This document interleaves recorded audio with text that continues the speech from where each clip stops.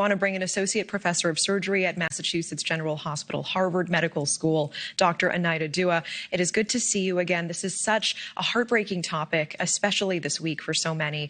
I want to start with some of these symptoms. What can you tell us about this type of cancer and how one should know when one should get checked out? We see Vanderbeek flagging for himself. It really came down to a change in bowel movements. It sounds like an easy to miss red flag. Right. That's exactly right. And unfortunately, that's exactly the problem. You know, there's about 150,000 cases of colon cancer diagnosed every year.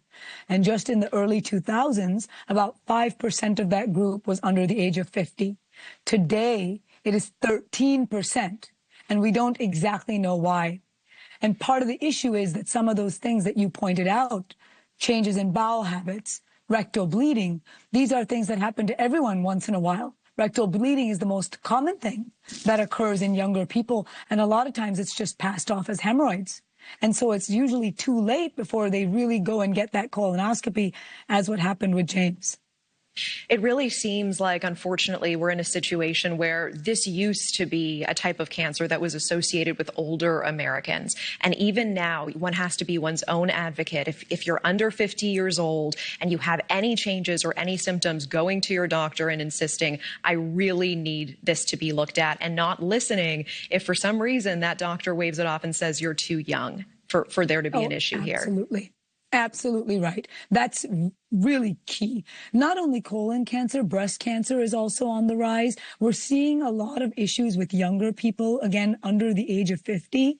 And specifically now for colon cancer, the age of screening is actually now dropped to 45. So it's very well established that this is something that's happening on the rise. In fact, there's a rise about 1% to 2% per year over the last 2 decades. Yeah, why is this happening, Dr. Dua? Is it the preservatives in our food, the nitrates in our food? What's going on? Why are we seeing the number of colorectal cancer cases increasing among young adults in this country?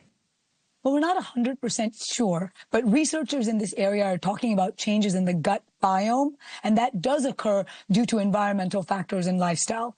We are sure that it's not purely genetics, because if that's what it was, then we would have seen this across the board for years. The fact that it's on the rise indicates that it is something environmental, but unfortunately, we've not really been clear about what that is yet. So it's incredibly important to keep funding things like the NIH to ensure that we can diagnose and treat these patients by finding out what it is that's causing the colon cancer. Yeah, do you have a theory or one area where you would really want research to look at first when it comes to why we're seeing these higher cases in young people?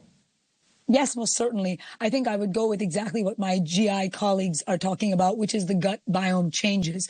That usually can lend itself to inflammation across the body that in turn can result in cancer. Now, cancer can be formed for a variety of reasons. Patients that have inflammatory bowel disease, for example, will be at higher risk. But the vast majority of these cancers are what we call sporadic. There is no family history. The person is just randomly getting them. And so the research area really needs to be in these environmental factors. And very quickly, Dr. Dua, I don't mean to interrupt. We're almost out of time here. As a physician, what do you make of this sort of crushing medical debt, even for someone who you think of as a very successful Hollywood actor, to see his family is really struggling in the aftermath of this, to see him auctioning off his most precious memorabilia before his death just to leave them in an okay state? I have family in Canada. They were saying if only he were Canadian, this wouldn't be happening to him. Well, in terms of medical debt, I will tell you that is the #1 cause of bankruptcy across the United States. Exactly like you said, if an actor like this is under crushing medical debt, imagine what is happening to the day-to-day American. So this is something we really need to sort out as a country. Absolutely. Dr. Anahita Dua, thank you so much for the insight and time, as always. Thank you.